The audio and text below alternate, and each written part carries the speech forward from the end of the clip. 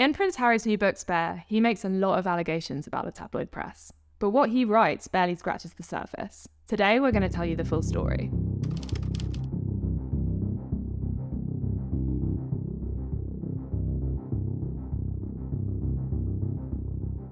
For the last few years, Exposed News has been reporting on a huge range of unethical and illegal tactics being used by the British press. They've been used against everyone from celebrities to victims of serious crime. Prince Harry isn't the only person to have been targeted by hacking, blagging and blackmail at the hands of the British press. He's just one of the only people with the resources to do something about it. Prince Harry's war against the tabloid press in the UK is something Exposed News is more than familiar with. Our journalists wrote many of the biggest stories surrounding the illegal targeting of Prince Harry throughout his life. We've uncovered the illegal tactics used against him right from when he was a minor up until the present day. You might have thought that Harry and Meghan's high-profile battle with the tabloids had peaked with the release of their Netflix series in December. But even that was overshadowed by Harry's explosive memoir, Spare.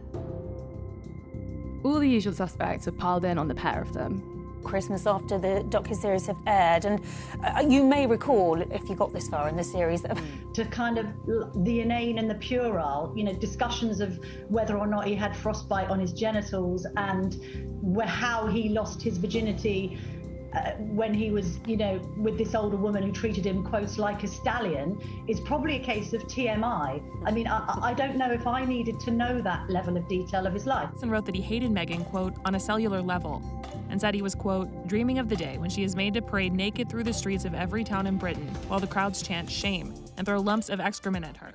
People say this to me, go, why do you keep banging on about these two? Why do you? Because they keep trashing the royals in podcasts, in books, in documentary series, in interviews. It never stops. And I say to them now, I will stop writing and commenting about them if they just shut up.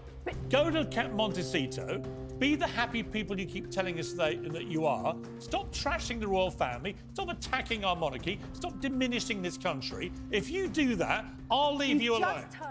Within his book, Harry flags a few specific instances where he was attacked by the tabloid media. But there's much more to these stories than he lets on, and we're going to go through them now. He talks about a time when Rebekah Brooks approaches the palace with a flimsy dossier of so-called evidence stating that he's been taking drugs, and effectively blackmails them for comment. Here's what Harry says in his book.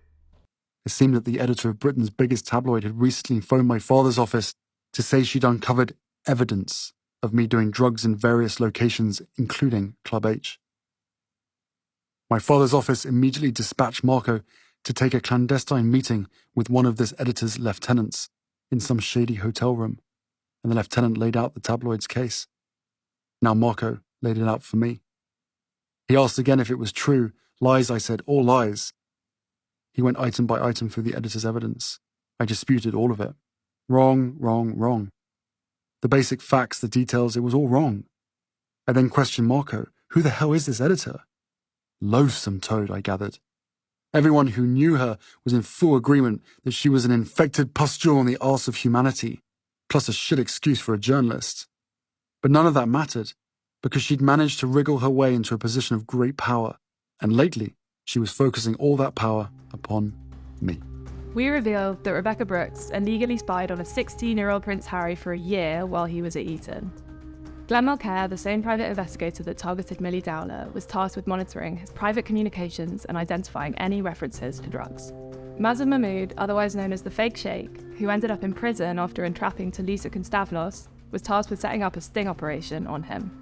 Our source for this information was Rebekah Brooks' former right-hand man and news editor at the News of the World, Greg Miskew. Rumours were flying around about a fast life that Harry was leading. Rebekah showed me a picture that we'd obtained of Harry in a nightclub. What Rebekah wanted me to do was to establish that drugs were available in this particular nightclub. So Mazin Mahmood was dispatched. We got Glenn Mulcair, to look at some of Harry's friends. Well, she played the ultimate rival on the Prince of Wales, and that's how the story was done. Even with his illegal measures, they couldn't get anything, so Rebekah tricked the palace into a full-on confession by overstating the value of the evidence. Harry also states in his book that he knows for a fact that the papers put private investigators onto his wife Meghan, and we know the full story.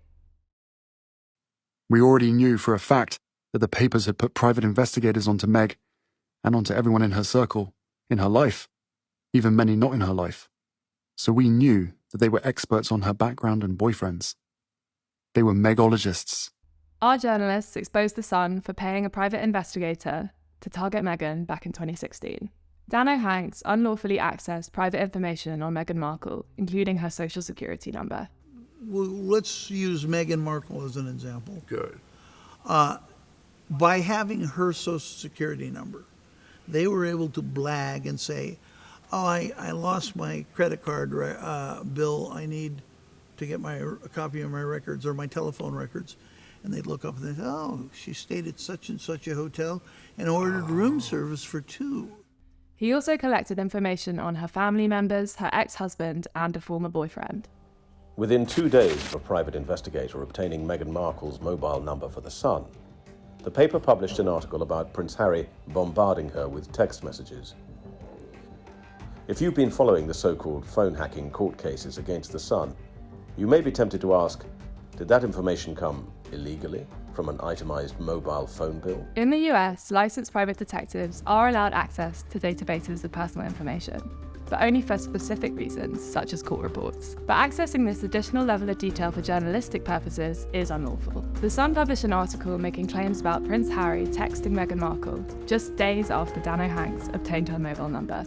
Then on November the 1st, The Sun exclusively revealed how Prince Harry had sent all those texts to Meghan. Their source was an unnamed friend of the couple.